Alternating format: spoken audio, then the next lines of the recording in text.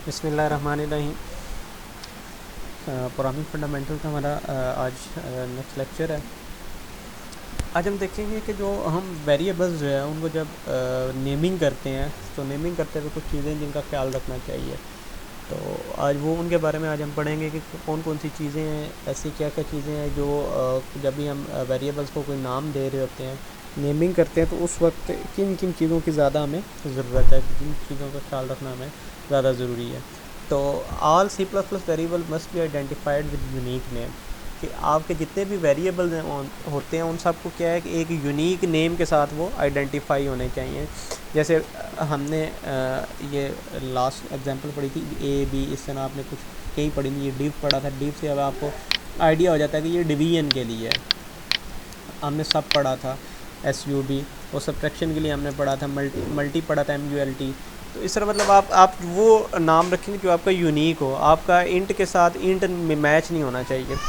उसके बाद ये जो यूनिक नेम्स होते हैं इनको हम कहते हैं आइडेंटिफायर्स। यानी अब ये जो A B आपके पास आ रहा है, यहाँ हम इसको var1 लिख देते हैं, तो ये क्या है, var1 var2, ये क्या है, ये आपके पास आइडेंटिफायर है। इनको हम क्या कहते हैं, आइडेंटिफायर।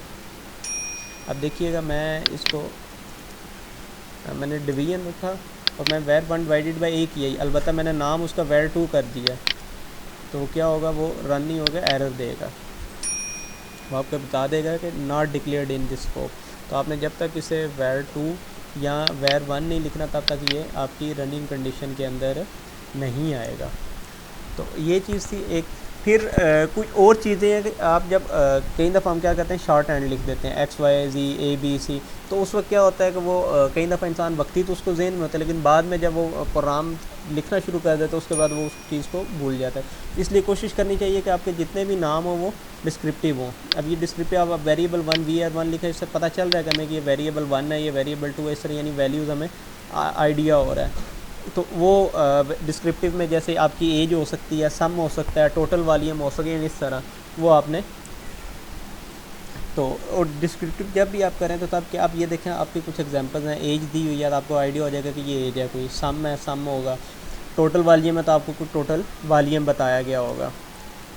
तो अब कुछ रूल्स हैं जिनको हमें फॉलो करना हमारे लिए ज़रूरी है कि जब हम नेमिंग करें तो नेमिंग करते हुए इन चीज़ों का ख्याल करना है हमने, कि नेम्स जो है, अब सबसे ज़्यादा क्या है कि नेम के अंदर आपका क्या आ सकता है, लेटर आ सकता है, डिजिट आ सकता है और अंडरस्कोर।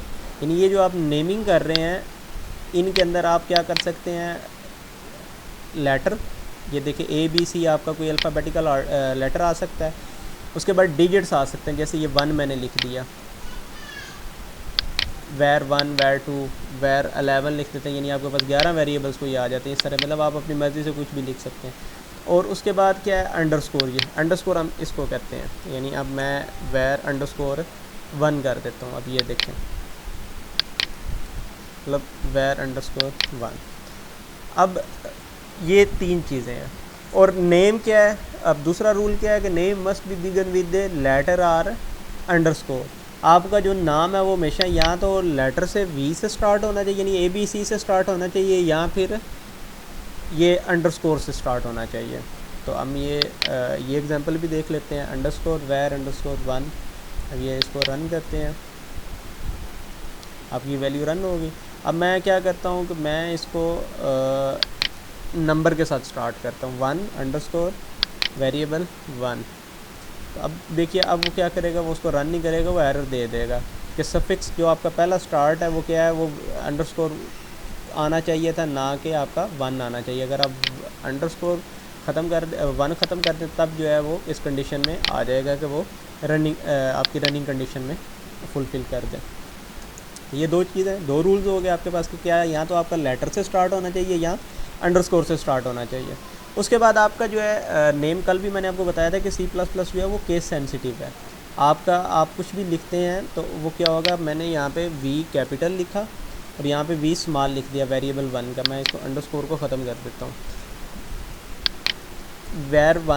var1 का जब इनिशियलाइजेशन हमने की उस वक्त V कैपिटल किया, और जब यहाँ पे हम डिव में कर रहे हैं तो उस वक्त मैंने स्मॉल में V कर दिया। तो वो क्या, वो एरर दे देगा कि ये कहीं पे डिक्लेयर ही नहीं है आपका var1।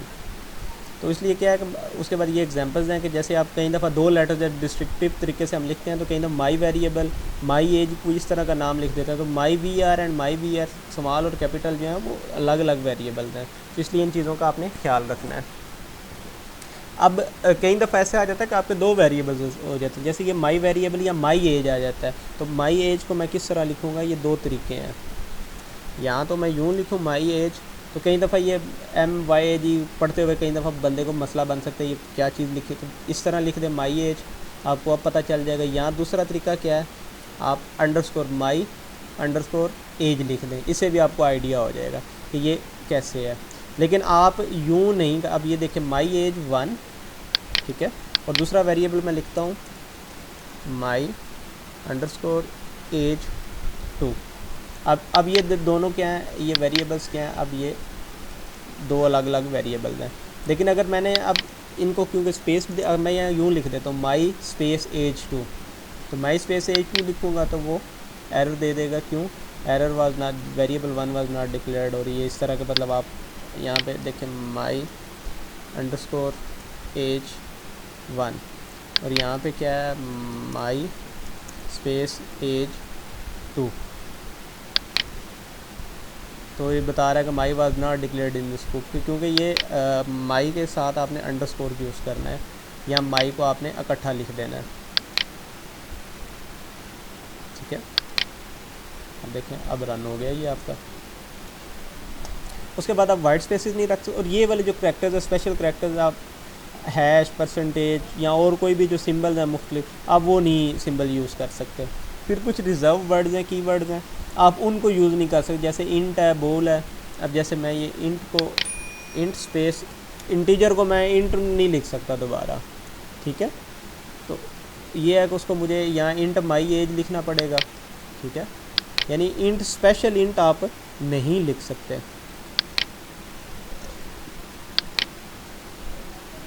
अब इंट अंडरस्कोर माई एज लिखने से वो क्या हुआ, चेंज होगा। लेकिन अगर मैं सिंपल इंट इंट लिखूँगा तो वो एरर दे देगा ये कभी भी। अब ये देखें मैं इंट 25 कर दिया डिवाइडेड बाय,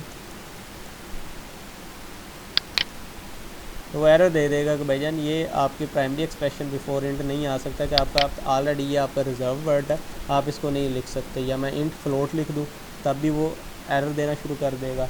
इसलिए रिजर्व वर्ड्स जो हैं वो आप यूज़ नहीं कर सकते। आज के लिए इतना ही, इंशाल्लाह नेक्स्ट टॉपिक में फिर मुलाकात होगी, तब तक के लिए अल्लाह हाफ़िज़।